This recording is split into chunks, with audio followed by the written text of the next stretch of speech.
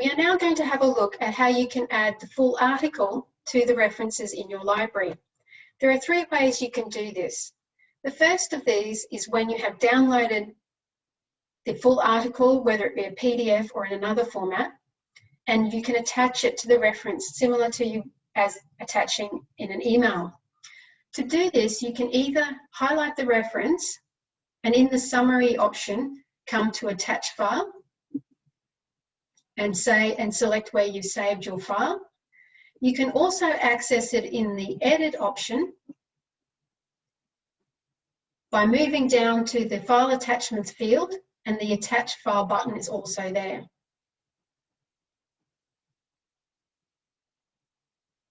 Once the file is attached, it will appear as a button also within your summary field. And then to access it, you just need to click on it and select the way you would like to open it. You can also remove it from here.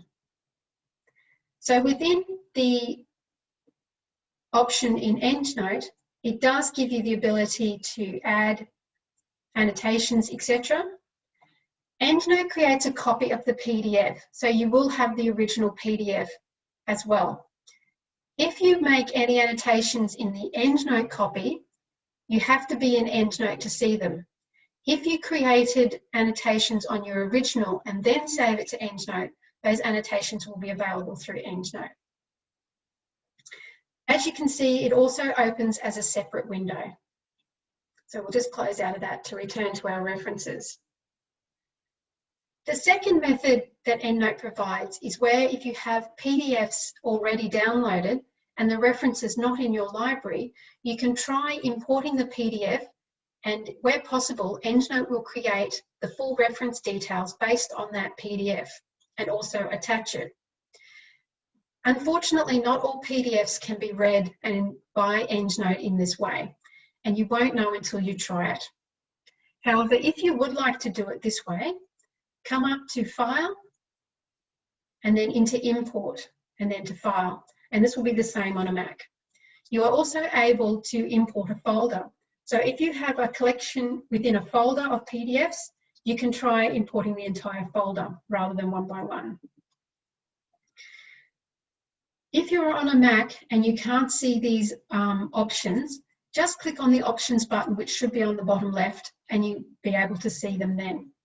Select the reference that you would like to import.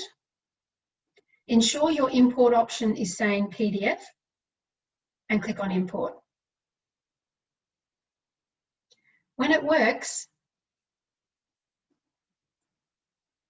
as you can see here, it is added to my imported references, and if I click on it, we can see the full details that have been added. So quite a bit of information has been included, including the abstract, and the file has also been attached.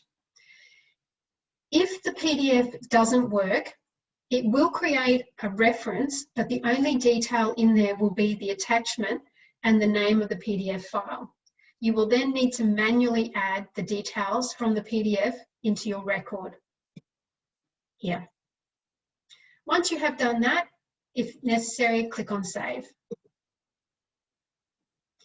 The third option EndNote provides is the Find Full Text. Unfortunately, this will often find some or a few of your references. It will work better if you're on a UQ campus or if you're using the UQ VPN, because that is connected to our network and recognised. To use this, select the references that you would like to search on. Remember, the more you select, the longer it may take. And then come up to References or right-click, come into Find Full Text, and then Find Full Text. Of course, you will need an internet connection for this to work. When it is working, you'll see it will pop up saying Searching. It will either find the PDF, it will find a web address, or it won't find anything at all. So in this case, it's found 2 PDFs and 2 web addresses. The issue with a web address is it's often something that isn't going through the University of Queensland's gateway, which enables you to use your UQ credentials to access them. However, when it does work with the PDF, you can select that group and see which ones have been added. And we can see them there.